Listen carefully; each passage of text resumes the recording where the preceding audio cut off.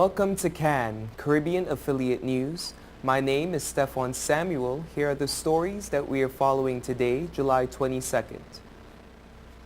In sports, West Indies trumped by Pakistanis. Panama tops Cuba. Mexico shuts out Trinidad in Gold Cup. More money needed. Jamaica Football Federation seeks additional sponsorship to cover coach's salary. CONCACAF Disciplinary Committee finds Costa Rica's head coach. Chris Froome wins 100th Tour de France. Details on these headlines and more when we return.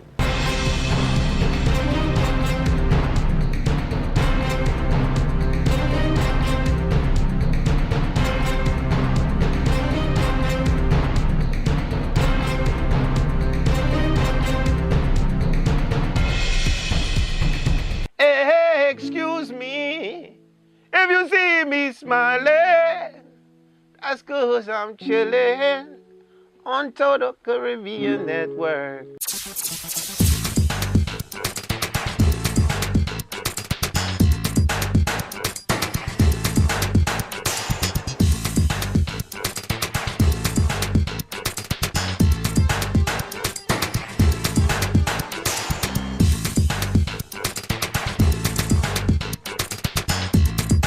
It's your boy Wyclef Jean, man, and I'm chilling, man. Total Caribbean Network. Man, I love their style. Whoa, whoa, whoa, whoa, whoa, whoa.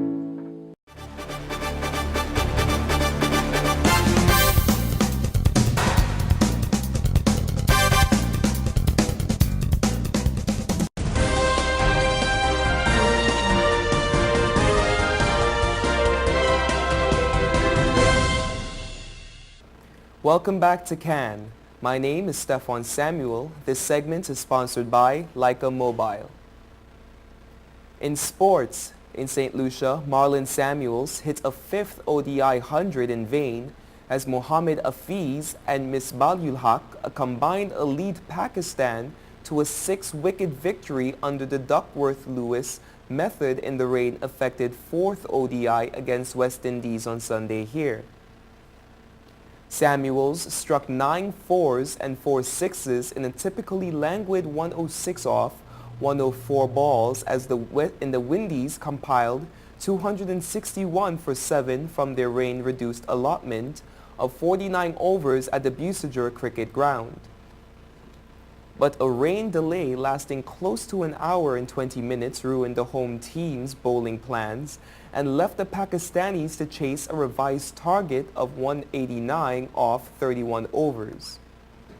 The West Indies bowling lacked penetration and Afiz with a top score of 59, Misbah with 53 not out, and Umar Akmal with 29 not out led the visitors to victory with 6 balls remaining. West Indies had kept Pakistan on a tight leash, restricting them to 68 for 2 off 17 overs, chasing 262 when the second rain delay of the day occurred. Things seemed to favor the hosts with the visitors needed 121 from 14 overs, but inconsistent bowling from the Windies and purposeful batting saw the Pakistanis over the finish line.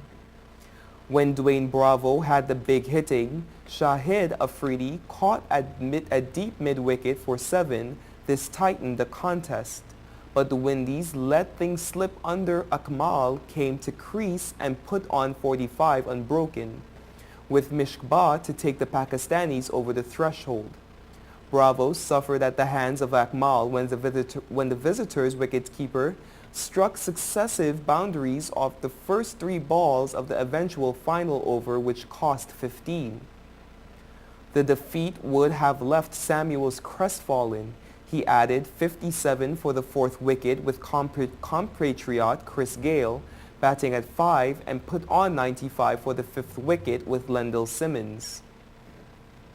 Simmons made 46, Johnson Charles chipped in with 32, and Gayle scored 30 to add some beef to the Windies' total. The Caribbean's remaining Gold Cup contenders failed to advance on Saturday with Cuba and Trinidad and Tobago each losing to Latin American counterparts. Cuba was dominated by Panama, which took the game in a 6-1 rout, led by a pair of goals from Gabriel Torres and Blas Perez. Jose Alfonso Pita scored the only goal for Cuba, which saw a red card from Ariel Martinez.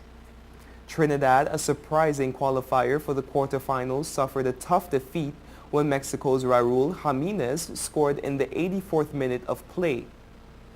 That Trinidad kept the game scoreless for so long that something of a victory, as it lost the time of possession, battled 61% to just 39%, and mustered just 2 shots on goals to Mexico's 12. President of the Jamaica Football Federation, Captain Horace Burrell, said his administration is still seeking further sponsorship to help cover the salary of newly hired national coach Winifred Winnie Schaefer. Burrell, who did not divulge any salary details in Schaefer's contract, told the Sunday Gleaner that the JFF received financial assistance from one of their sponsors, Traffic Sports, but they are still in need of more money to cover the coach's pay package. Traffic Sports are the sponsors of the countries in the Caribbean, and we approach them as we ask them to assist us with this very important phase of our qualification, and they have assisted us, said Burrell. However, the entire package is not being covered, and so we are looking for more sponsors to come on board and to help us, he said. Burrell added, "We could not ever pay Mr. Schaefer what he deserves and what he really wanted, but I am really happy that he has been able to settle with the terms and conditions that we can afford." The German-born Schaefer replaces Theodore Tapa Whitmore, who resigned last month after the Reggae Boys' disappointing 2-0 World Cup qualifying loss to Honduras on June 11th. The 63-year-old Schaefer brings a wealth of experience and knowledge to the Reggae Boys setup, having led Cameroon to the World Cup finals as well as the African Cup of Nations title in 2002. Schaefer also led Cameroon to the runners-up spot in the FIFA Confederations Cup in 2003. In Miami, the Confederation of North Central America and Caribbean Association Football announced on Saturday that its Gold Cup disciplinary committee has fined Costa Rica head coach Jorge Luis Pinto the amount of $5,000 and has given him an official warning for future incidents. The fine comes as a result of infringements by Pinto to Article 57 of the FIFA Disciplinary Code that emanated from public criticism of the Confederation during his press conference following the group stage game against Belize in Salt Lake City, Utah, as well as unacceptable and offensive language used against CONCACAF officials. The CONCACAF Gold Cup team is the national team championship for the Confederation and is its premier event.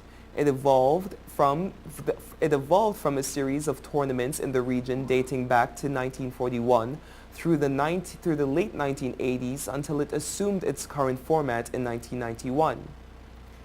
Taking place every 2 years, the Gold Cup has attained exceptional levels of popularity, routinely drawing capacity crowds and millions of TV viewers throughout the world.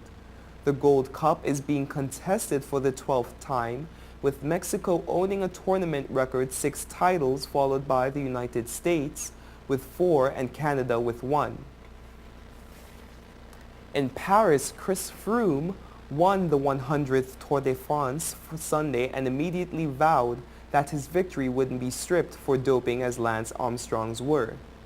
"This is one yellow jersey that will stand the test of time," said the British rider, who dominated rivals over 3 weeks on the road and adroitly dealt with doping suspicions off it.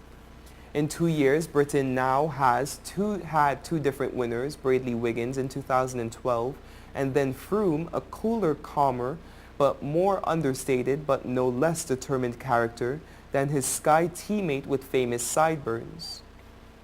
Froome rode into Paris in style. Riders pedaled up to him to offer congratulations. He sipped from a flute of champagne, a tour organizer stuck an arm from his car window to shake Froome's hand. He dedicated his victory to his mother Jane, who died in 2008. Without her encouragement to follow my dreams, I would probably be at home watching on TV, he said. That is an encouraging and notable departure both from the Armstrong era and many other tour podiums before and since.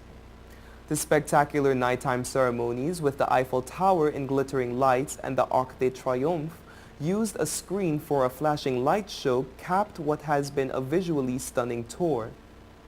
It started with a first ever swing through Corsica, France's so-called island of beauty, before veering through the Pyrenees and Brittany, then across France to the race's crescendo in the Alps. Because of the unique late afternoon start of the final stage 21, the riders raced on the cobbles of the Champs-Élysées as the sun cast golden hues over the peloton and shadows lengthened over the dense cheering crowds. Marcel Kittel won the final sprint on the Avenue, the German sprinter's fourth stage win of this tour. French Air Force jets in formation trailed red, white, and blue smokes in the sky. The riders circled like a necklace around the Arc de Triomphe in their bright-colored team jerseys. Before the pace picked up sharply on the Champs-Élysées, Sunday's 133-kilometer ride was largely leisurely. The 169 finishers from 198 who started savored the pleasure of surviving the 3-week ordeal. Froome's winning margin of 4 minutes 20 seconds was the largest since 1997 when Jan Ullrich, who since has admitted to doping, beat Richard, who confessed to using performance enhancers by 9 minutes and 9 seconds. Armstrong had larger margins of victory than Froome, but those no longer count. Froome's 3-stage victories in the Pyrenees on Mont Ventoux in Provence and in a mountainous time trial were the most for a Tour 4 winner since Armstrong got 5 in 2004, results now annulled. You were watching Caribbean Affiliate News. We will be right back.